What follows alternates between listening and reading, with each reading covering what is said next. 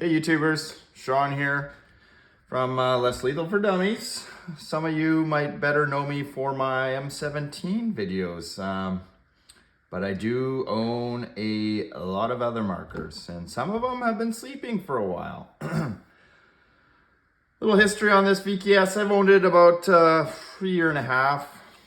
It has a lot of rounds through it. It went into a deep sleep because I got tired of fixing the firing pin, and it's probably more fault of my own, having this turned up too high.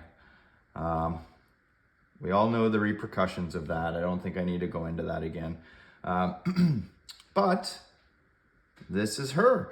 Originally it was all done up with some aftermarket gear, and I was so frustrated with this thing, I was ready to sell it. I returned it to stock, which is why it looks like this, and it's all yellow again. But here we are. I got some time in between some other projects, and I thought, well, you know what? I got a brand new bolt in this guy that I installed a couple of months ago and test fired. So something to note, this tank has been holding air for probably 8 to 9 months. So I filled it up, threw it in storage, and once I got myself a whole whack of replacement parts for it, I installed it. I fired off about 1,000 PSI worth of projectiles on this. I can't recall what they were shooting at, but I was going easy on the bolt, let's put it that way. So it'll be a good test to see what this does after I poke holes in it. So it's just going to be a video kind of showing the basics, you know, for some of you that maybe aren't familiar with the VKS. It is mimicked after an AR platform. Internally, this is much more like an FSC T8.1, and actually, well, the original to this was the T4 line, Tiberius, many moons ago. It's gone through some, obviously, changes since then, but start from the top. It is magazine fed or hopper fed. You can adjust that function here. So the shaped mark says magazine. The round mark, you rotate the barrel, switches to your hopper feed. This particular one, I have a 10 round magazine. They come with 15 round magazines. I got a few of these kicking around.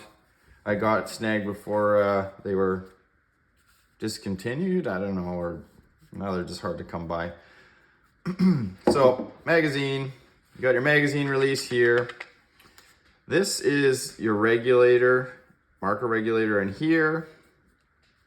You make your velocity adjustments down the back here. Oops, sorry, down the back right here. You have your safety switch here, so safe, semi-auto, and rumor has it, way back in the day, there was an electronic grip version of this that actually had full auto. I've never seen one out in the wild, but I've read some articles about it. But you're not going to see that, I don't think. It's just going to be safe or semi. This one I've already upgraded with a Magpul grip. Your charge handle. Let's just check this thing's clear. Oh yeah, she's clear. So to charge this up, press it forward, degas it. That's the beauty of this. That is the best function out of any marker ever created, at least that I'm aware of. That self-bleeding function built into the marker is absolute king of the hill. You know, you got your pop-up sights. This is the stuff that just comes with it.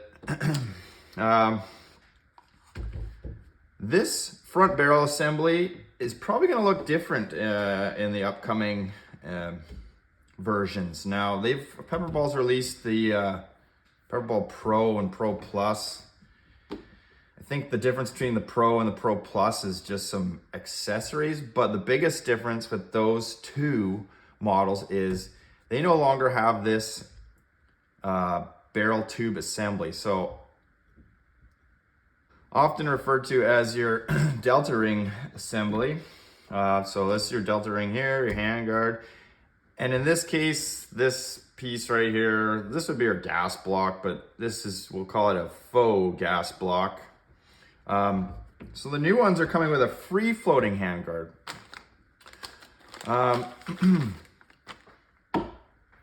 And the new ones are using this as a barrel nut. So we'll get more into this once we strip it down, but this is the new barrel nut that you're gonna see on a VKS. It's been out for a long time, but it was used for the T15 because the T15 had this problem with the barrel wobbling.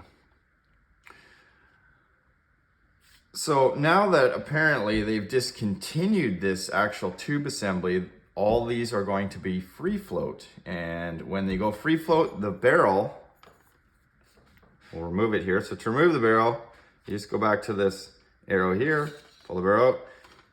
You can see it comes out of this. It's completely enclosed in a tube here. So even when it's not locked in, you can see it doesn't wiggle.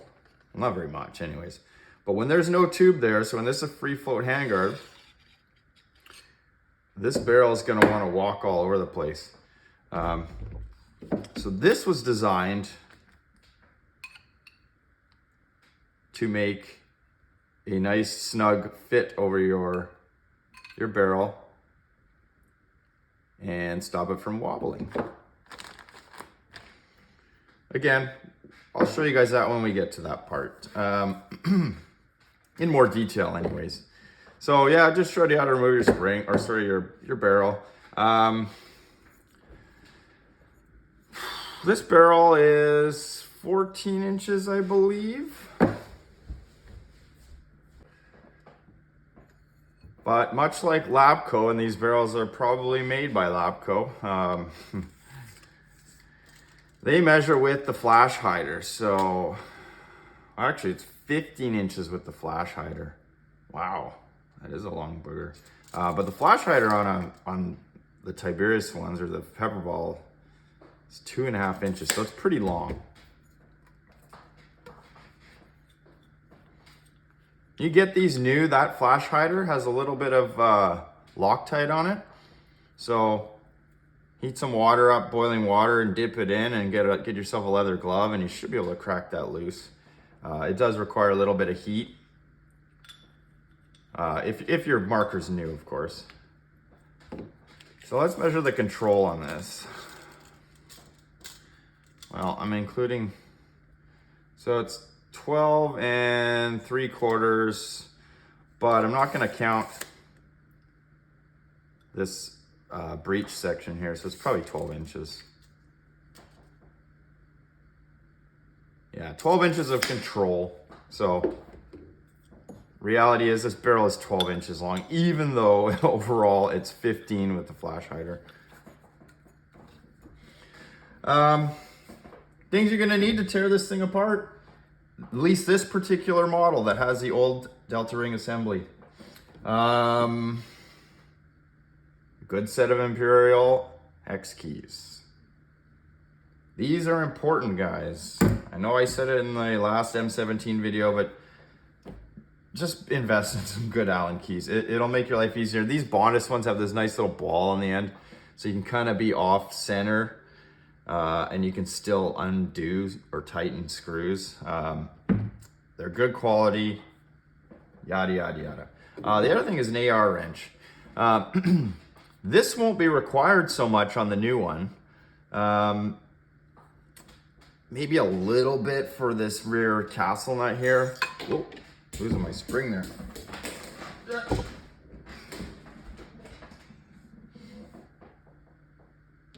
Sorry, I should have done that when I took the barrel out.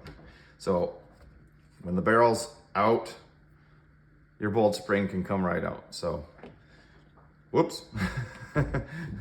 Didn't say I was perfect. All right, where were we? The arrow wrench. So you would need this to remove this delta ring assembly properly without marking it up. And the way it works is it interlocks with the splines, and I can't show you until I actually remove all this stuff. But you also need this end here, and that's for undoing your castle nut at the back here. Now, with the new model, you probably don't need this type of wrench. There are some just simplistic ones where it just has these pieces here at the end that you need to actually do the castle nut, and everything else, yeah, you can just do with regular hand tools. So you need one of these or a spanner wrench to undo your castle nut. And probably a pick. This one's already has the Vulcan M17 O-ring installed in it. So I can show you what the original one looks like, but I'm not gonna probably go through the hassle of picking a perfectly good O-ring out and then reinstalling it. All right.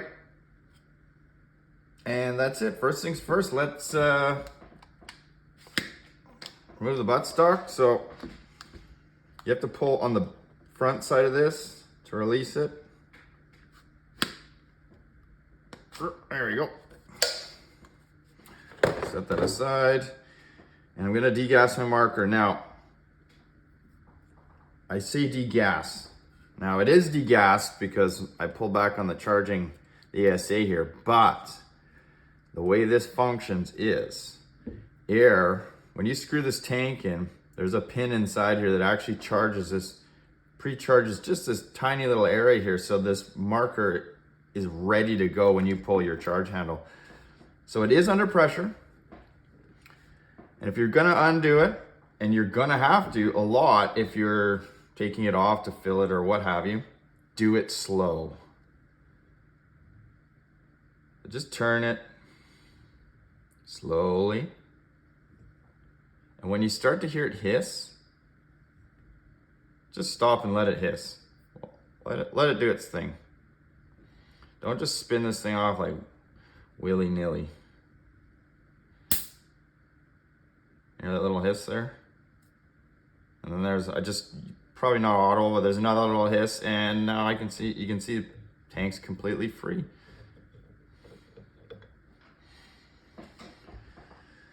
I'll just set this aside here. So we are going right down to the wood here. I'm gonna tear this marker right down because I'm getting rid of this front assembly. Gonna get rid of my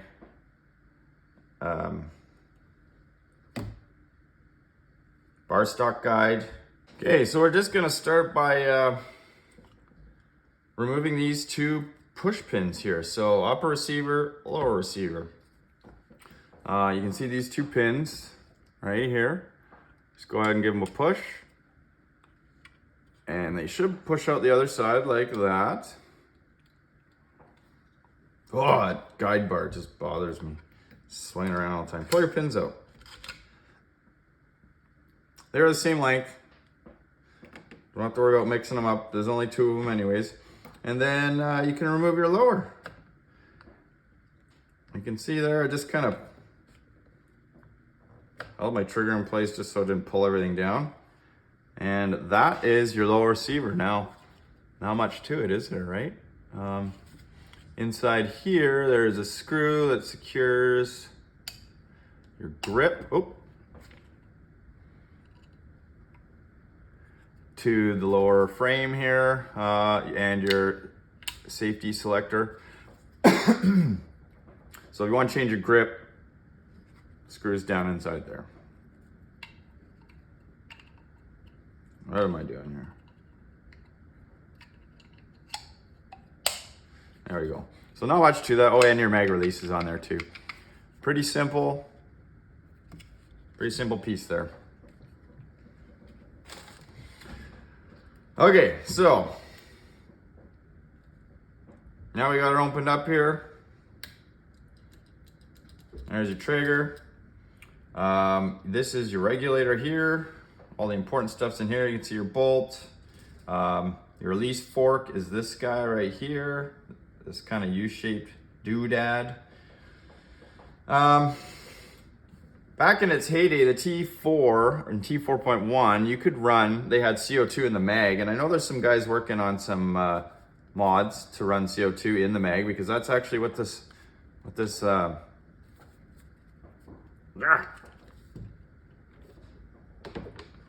what this other compartment was actually for, was CO2. So you put your CO2 in there, and it's even still got the alignment boss on there. And much like the FSC, when you slap the mag in, it charged the marker on this pin. So this pin's solid for that reason, because obviously it doesn't do that anymore. But I can't wait to see some more commercially available options for this guy, because it's kind of cool just having a mag loaded with CO2, and it's new every time you stuff one in. We will remove the regulator before we get to the ass of this guy. First thing you gotta do, there is a little tiny O-ring right there. Just pop that guy off. And set it aside. Do not lose it. Very easy to lose. There are going to be two screws fastening, two button head saw caps fastening this regulator to the marker. So we're going to undo the one that's visible.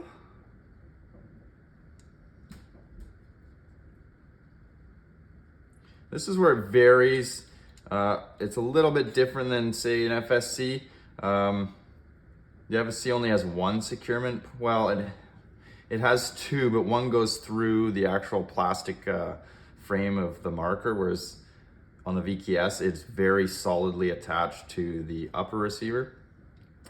And your second screw is underneath this trigger arm here and the trigger, which is why we removed that little O-ring there. So you gotta just take a little tension off the trigger, and you can slip the trigger back.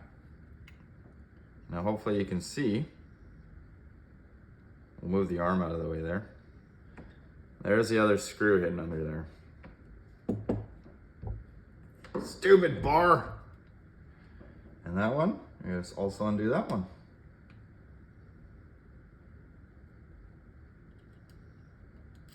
These screws are different lengths. This rear one is shorter, I believe. And don't let your trigger just snap back, guys. Gently, with love. So this is your regulator assembly, and these have little lock washers on them. So yeah, the rear one that is under the arm is short, and the forward one near the CO2 nip is a long one. So we're gonna set that aside for now, because we are gonna dig into that bad boy here shortly.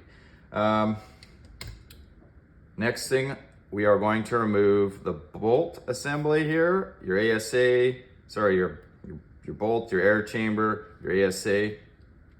To do that now is where this wrench comes in. It has this little tit on the end here, a spanner wrench essentially. And I'm probably gonna stand up for this one. Just move this out of the way.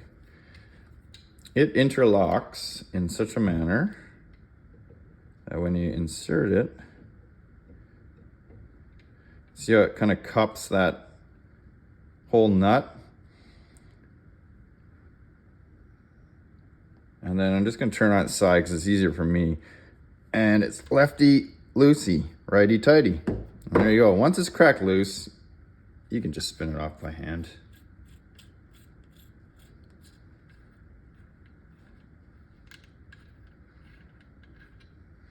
And we'll set that aside. And now I can remove my pesky,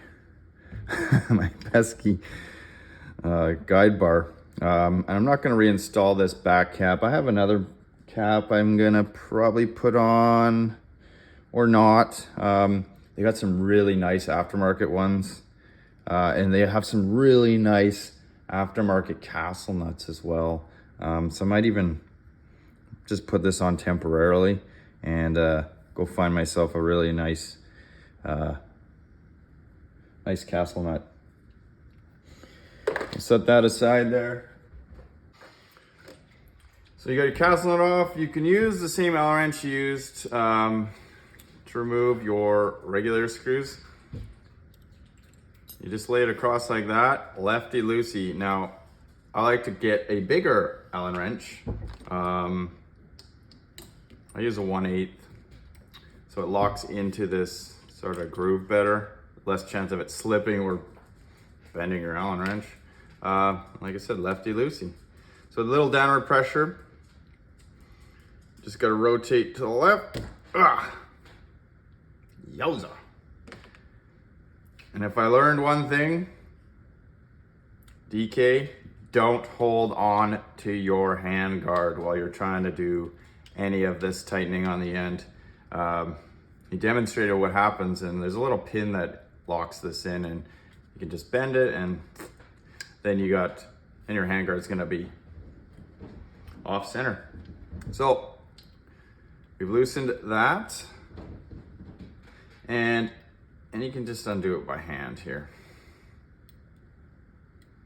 You're gonna notice your ASA starts to back out, or your charging handle starts to back out here.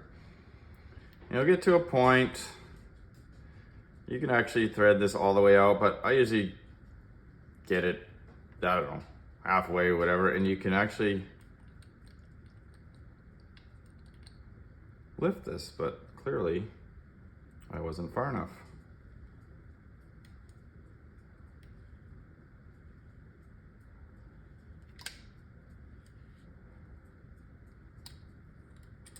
There we go. So you can see, now that it's out far enough, of course, you just pull it back and lift it up, and you see this little nub on the bottom there? That's what you're trying to get it over. Once it's up far enough, or out far enough back, you can pull this out. What you don't want to do is bend this. So don't force it. If it didn't lift up and pull out, like I tried the first time, you need to unthread this more. And you can literally almost unthread it the whole way. You can see though, if it's laying flat, it will stop once it's reached its max.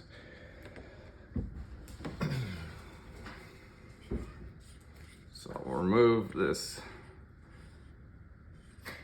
threaded ASA here. Let's set that over there. I'm gonna run out of real estate here pretty quick. And as you're unthreading, it just pulls out completely like that. So this is your ASA here. This is what is functioning your air on and off. It acts like a slide check. If you're familiar, shoot, I didn't bring a rag with me. I'll just wipe this all off because I'm gonna re-oil this whole thing since it has been sitting.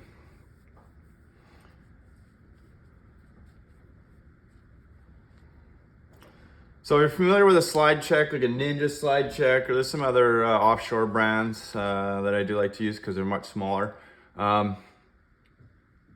functions in such a way, you can see in there's your passageway. So when your bottle is threaded into this,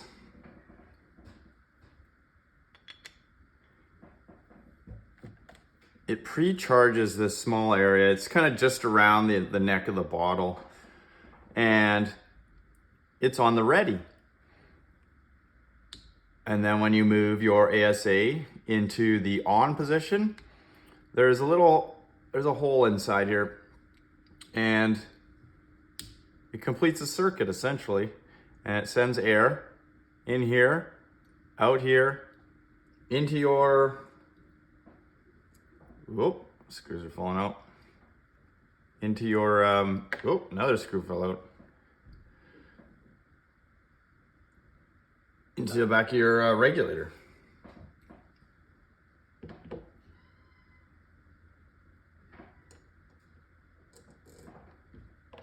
So throw these back in here so I don't lose them. So that's your ASA in a nutshell. I'm gonna polish this up because I never actually, I did do that. I just, whatever, and mine never really gave me any grief, but I mean, I can feel it's kind of sticky now, but it could just be from sitting too. So, yeah, we'll get to that. Next is your bolt. So you look down there, you can see the shiny bit, just like the FSC. This is gonna be your air chamber and your bolt attached all in one. Take your thumb or your finger, and I kind of do this with the marker.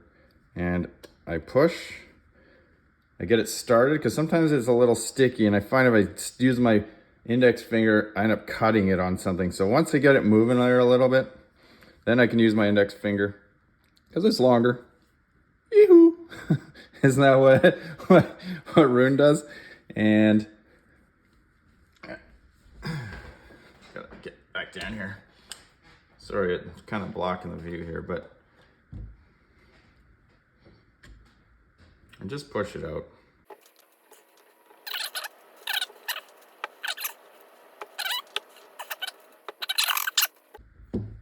Well, since I'm having so much problems, good time to bust out the old mop. So, alternately, if you have a problem pushing it out, like I am, your squeegee makes a good poking tool. And there you go. And I may as well continue on through with that.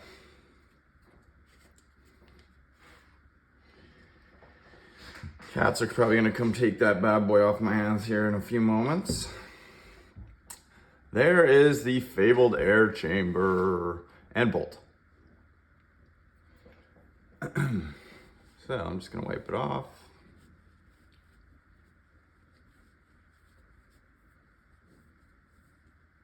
You can see this bolt is looking pretty new. Like I said, I don't know, there's maybe 10 rounds on it, 15 rounds. Slides nice and easy. Has 2 factory bumpers on it. And of course, this one, I've already installed the Vulcan M17 O-ring. So I'm not gonna show you how to install that. I think there's probably a lot of videos out there already. It's very much the same as the FSC. But the O-ring that comes out of there, let's see if I can turn you guys here.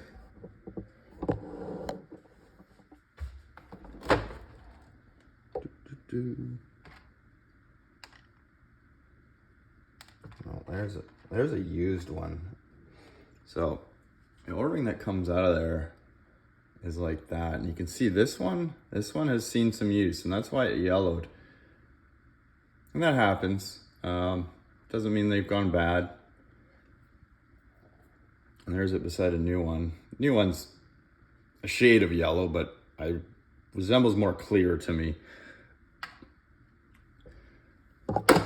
So that's what would come factory in your your VKS. And that O-ring is good to, I don't know. I tested that, I think it was around like 30, 35 joules. And it would blow that bad boy out, and then you'd be in here changing it. So change your O-ring. First upgrade you should be doing. Probably the only upgrade, really. All right, what's next? What are we gonna tear off next? We are gonna remove the Delta assembly. So to do this, there are 1, 2, 3, 4. 1, 2, 3, 4 screws in this handguard, and it's gonna split like this. But you have to pull down on it and kind of peel it like a banana, if that makes sense. But first you gotta remove all these screws, so let's do that. And it is a 1/8, I believe.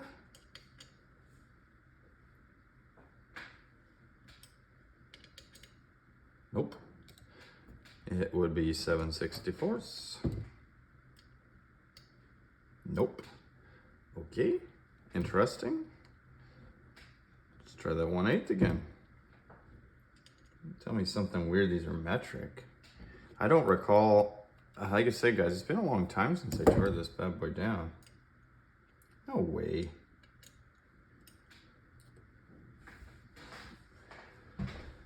Well, let's try a metric. Probably because half this marker is made in China, just like everything else these days. So a 3mm, I'm guessing, Allen key. And that is correct, wow. Just goes to show, I mean, I used to buy a lot of my handguards from AliExpress. I'm just gonna take the screws out for now, just so they don't roll around everywhere, and set them aside. But you can screw this handguard back together once you have it apart and remove from the marker, so you don't lose those screws. What was I saying? Oh yeah, the handguard. I used to buy a lot of my free floats from AliExpress in China, and you know, do it to save a few bucks. This isn't a real firearm. I don't need to spend $300 on a handguard. But it's funny now that those being metric thread tells me this is just a Chinese product, this handguard. Okay, I'm gonna flip my side up so it's out of the way there. I'm gonna have to do this in this manner to get it off. It's gonna be the easiest, is to have it down on something solid. But like I said, so you pull down and you can see the split here. So it's gonna come apart like this, top to bottom. At least on mine. I don't think you can put it on any other way, but it's possible it could be side to side, I guess. But in my case, it's gonna open top to bottom. So pull down on it. You gotta pull fairly hard. Come on. Oh boy, might be tough to do this in front of you guys. Okay, let's try this way. Oh, jeez. Dope. Doofus. Take your rail beauty rings off.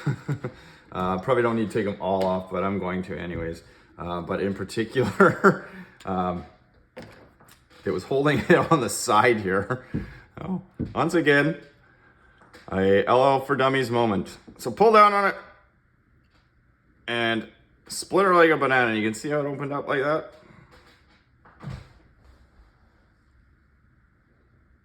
It's open from the top down. And once it's like that, you can just pull it out and pull this one out. Like that. And there's your tube assembly. So this is what I was talking about, how the barrel actually fits inside here and prevents any wobble because it's securely fastened to the receiver here. So I'm just gonna screw these two pieces back together so the screws don't get misplaced.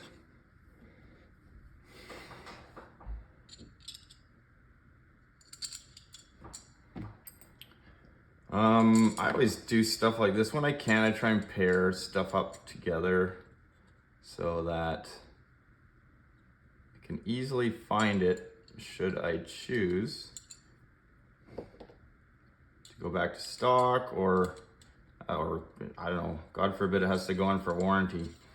At this stage in the game, I wouldn't send anything back for warranty, mostly because I've modified it outside the scope of their design, and they probably see it, and that would be the end of my warranty, and I just end up having to pay shipping back. So keep that in mind. You know, if you are going to utilize the warranty, guys, I don't recommend doing probably anything that, other than changing O-rings. Servicing your marker does not void the warranty. No matter what anybody says, that's not the case. That's like the age-old adage that changing your own oil voids your car warranty. Well, as long as you got receipts that you bought oil, and you know, you've made some attempt at keeping a logbook, then no, it doesn't void your warranty, guys. But you know, you put a saw or a drill to it, yeah, definitely, guys, definitely. There you go. Set it aside, at least if you're going as far as I am. Because to put on a free-floating handguard, you need to remove this. You can see inside here, there's this wave spring. It's not like a regular coil spring, it's a wave spring. It's kind of funky looking. It has like, I don't know, it looks like a wave. What else can I say? So to undo this assembly, this is where this wrench comes in. See all them teeth around there? It interlocks with those teeth. So what you do is you slip your wrench around and you get it to line up with those teeth. Now, and you have to pull down on this. I should have showed you guys that. See the ring? See how it exposes those teeth? So you hold down on your delta ring here, and then your tool will interlock with that ring. Now, once it's on there, you can actually keep pressure down. You don't have to hold the ring. And you just turn it. Lefty-loosey. Some cases, guys, you might be able to do it by hand. Really shouldn't. But it also shouldn't be kung fu tight. My famous saying, kung fu tight. This marker is just aluminum. This isn't their steel AR, guys. It doesn't need to be cranked down on there. It needs to be snug, so obviously it doesn't spin or loosen on its own, but you can see this little tab here, it interlocks. Oh, mine just slipped out. What the heck? What the heck? Well, yeah, because actually usually it's over top like that. It interlocks with this piece and your front tube assembly, and that's what keeps your faux gas block and your Picatinny oriented in the appropriate direction. I'm gonna lose that thing if I don't. So we'll set that aside. And then you are down to pretty much the most basic that you're ever gonna need. Just gonna wipe this guy off here. Wipe the oil off. I'll probably swab it out again. This top rail is removable and does expose this little stop inside here. So this stop is what your barrel interlocks with. If you've watched the Grimberg videos, their barrel actually has a notch in it where you have to remove this top rail, put it in, and put this pin back in and then secure your rail down. If you want to see that, I suggest you head over to Grimberg's site and check out that video. I'm not going to, just because there's a really great video out there already that demonstrates it. And I think for the most part, you guys probably aren't, it's not necessary to you.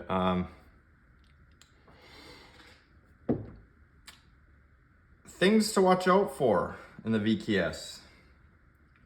I mean, while you got it apart, unlike the M17 where it's got a bunch of body screws and such, there are some particular ones. Your reg screws that secure your regulator in the VKS, they have the lock washers on them. In the FSC, it does not. So in the FSC, I like to use a little dab of blue Loctite. In the VKS, I haven't found a need to do that. But when you assemble this, make sure those screws are tight. Make sure your O-rings are present and in the correct locations. Well, we got this here. You can see that shiny sear spring. That is another fabled VKS piece. People love to take those and install them in the FSC, and yeah, it adds a little peace of mind. Something that's different on these regulators, or this marker, I guess, compared to say an M17 though, is the sear is a fixed pivot point. So while I do like, obviously I'm not going to change that, the fact that it has a nice shiny strong spring, I don't know, doesn't really make a difference to me. I run my FSC now without just a regular spring, and it's got a VKS air chamber and la da da da. I've had no problems. The other thing is, there's in an FSC, I shim my regulator, or shim this rotator here. It tends to jam up. The strange thing is, the VKS, it's the same frickin' spring. It's the same everything except this. But why does the FSC jam? And I have never had a trigger malfunction with the VKS. Go figure, I don't know. Were these parts made somewhere else instead of you know where? I don't know. The tolerances are better. It's beyond me. Maybe I just got lucky. So yeah, keep your regulator screw, make sure they're tight. When I have this apart, I like to just go over the reg body here to make sure these outer screws are tight. This screw here is just it was a port they used for machining this regulator. It's where the air passageway goes through, so just make sure that's tight. And that's about it for that. Misfeeds, this is your shift fork. Duh. Your release fork for your magazine. So the way it works is, when you push your magazine up, that fork catches, see that? It catches the bar pin on your magazine, and then there you go. It lets your balls flow into your, you can see the follower up in there, flow into your breech. This can come loose. If it does, just reinsert these screws with a little dab of blue Loctite. I have not touched these screws. They seem to be holding fine from the factory, and I believe they are Loctited. My FSC, it was Loctited, but it did eventually come loose. So I'm just checking them now, just because, and they're tight. I mean, that's really all you got to worry about, guys. This is just like a beauty cover here, so not really necessary to worry about these, but I'm doing it anyways.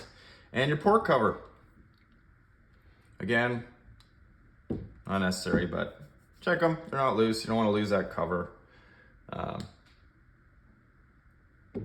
Probably looks stupid. In a nutshell, that is the VKS. Stay tuned. Next video is going to be, we're going to talk a little bit about the free floating handguard. I'm gonna polish my knob, my SA, and we're gonna do some rag stuff. And we're just gonna slap it all back together and send it and see what it does. See you soon.